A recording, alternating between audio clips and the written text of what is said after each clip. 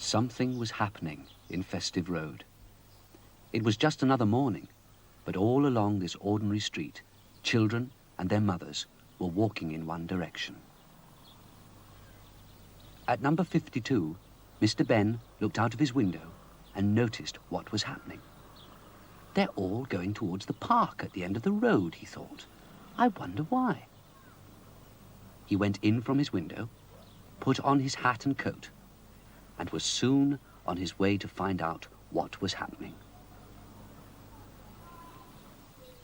In the park, he could see the children and parents standing together. On some mornings in the park, a little show was put on for the children. This was one of those mornings. Mr. Benn decided to stay and watch the show. First, it was Punch and Judy.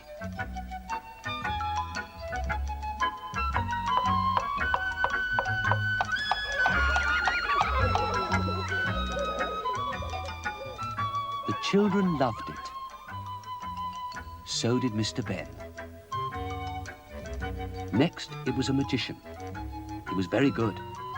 He held up a bunch of flowers and made them change to a bird. He made the bird change to a goldfish in a bowl. And then back again. After the show was over, Mr. Benn sat on a park bench and thought what fun it would be to work magic. And he thought of a certain set of clothes he could remember seeing in the special clothes shop where he knew adventures could start from.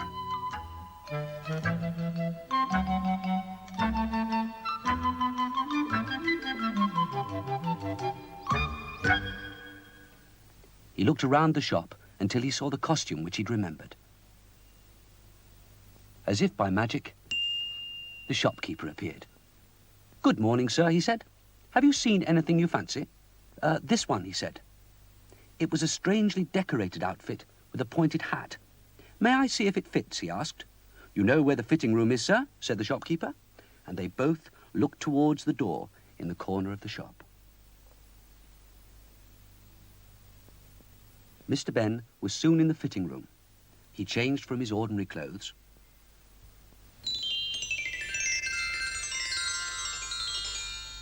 and admired himself in the mirror of the room. "I think this is a wizard's outfit," thought Mr. Benn. "Now where will that take me?" Then he went through the other door, the one that could lead to adventures. Once through the door, Mr. Benn found himself in a kind of cave. There were lots of shelves loaded with books, bottles, jars and packets.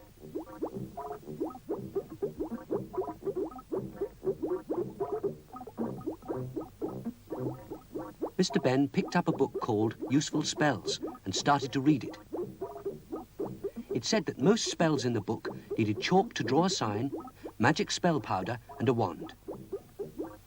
Mr. Benn was just wondering which spell to try when there was a ring on a bell, and in walked two men.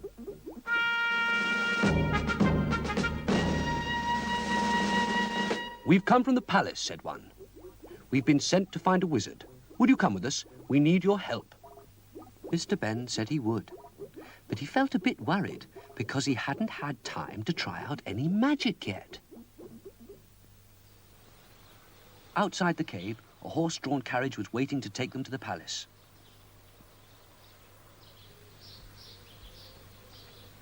They climbed into it and were soon on their way. As they drove along, people beside the road stopped what they were doing to wave. "Everybody seems happy," said Mr. Benn. "They are," said the messenger. "It's a very happy kingdom. The king is very good. Everybody loves him." Why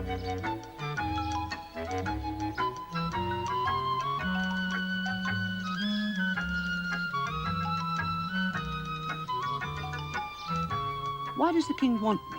Asked Mr. Benn. You'll find out in a minute, said the messenger. We're nearly there. The coach drove up to the palace and stopped at the entrance. Mr. Benn was taken to the great hall.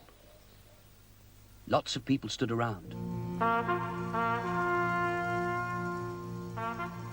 Mr. Benn thought they looked rather worried.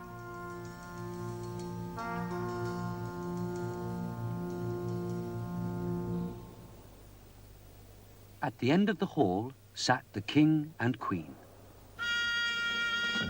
The queen looked very queenly. The king looked just a short, round, happy man. Mr. Benn bowed to the king and queen. The queen began to explain what she wanted.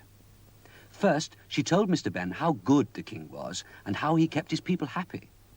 "The trouble is," said the queen, "he just sits and grins. He's not lively enough for a king. He should jump about a bit more. Can you make him?" "Jump about more?" said Mr. Benn, and he looked in his book of spells. He found a spell that seemed right, and he read it carefully. He took his chalk and drew a sign round the king's throne. Next, he sprinkled some magic powder on the king, read out the magic spell, pointed his wand, and the king jumped and jumped, rather like a large frog. "Stop!" shouted the queen, and luckily Mr. Benn was ready with the spell to change things back again. The queen wanted to try again. "A king should be big and strong," she said. "Make him big and strong." Mr. Benn read the book again, made another sign, sprinkled more dust, and pointed his wand. And the king grew, and he smashed through the throne, which he thought was very funny. He gave the nearest guard a friendly pat. It was such a blow that it sent the guards flying like a line of skittles. The king bumped a pillar, and that too came tumbling down. "Stop!" shouted the queen, "before he smashes the palace." Again a flash, and the king and his throne, and the soldiers, and the pillar were back to normal. "Strength may not be good," said the queen, "but look at him. Can't he be tall and elegant?" "I'll try," said Mr. Benn, and read again, did what it said, and...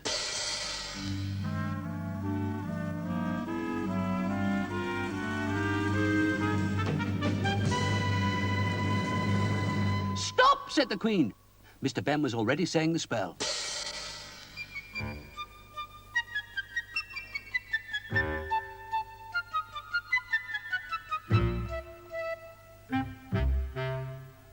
"I have it," said the queen. "I would like the king to look like that." And she pointed to a statue. Mr. Benn read, marked, sprinkled, pointed, and... there was the king, just like the statue. The queen was delighted until she realized the king was just stone. "Oh dear," said the queen, "this is no good. Change him back." Mr. Benn had had enough. He liked the king. Everybody liked the king. Even the queen liked the king. She just wanted him to look different. Mr. Benn told the queen that things couldn't be changed to and fro forever. "Oh, please try," said the queen. "I realize now it's what he is that matters, not how he looks." "If I do," said Mr. Benn, "you must never try to change him again." "I won't, I promise. Just get him back," said the queen. With a flash, Mr. Benn brought the king back. Everybody cheered Mr. Benn. Mr. Benn thought they all seemed very happy, seeing that everything was just as it had been. The king, still laughing, thanked Mr. Benn. Another man appeared nearby. "If you come with me, sir, I'll take you back," he said to Mr. Benn. But the king called to Mr. Benn before he could go. "I say, Mr. Wizard, I love those flashes you made. Could we have some more before you go?" Mr. Benn was delighted. He used the last of his magic dust and did a show of flashes for everyone.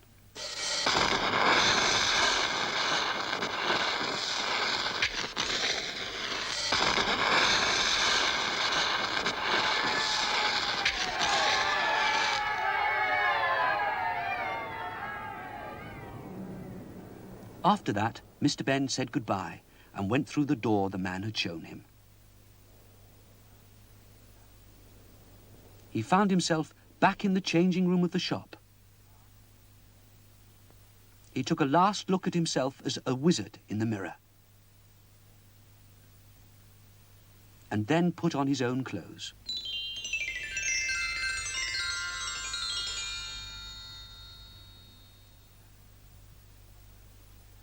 Back in the shop, he returned the wizard's outfit and said, "I like that king. I'm glad he wasn't changed."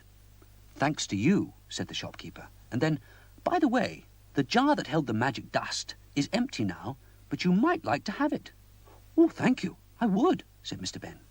And he waved from the door. "See you again soon." Back in Festive Road, Mr. Benn was happy.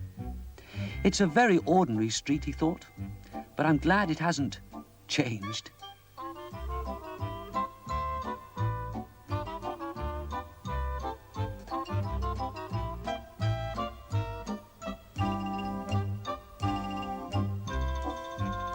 At his gate, he smiled at his jar. Yes, it's empty, but it's just the thing to help me remember. I'll keep it always.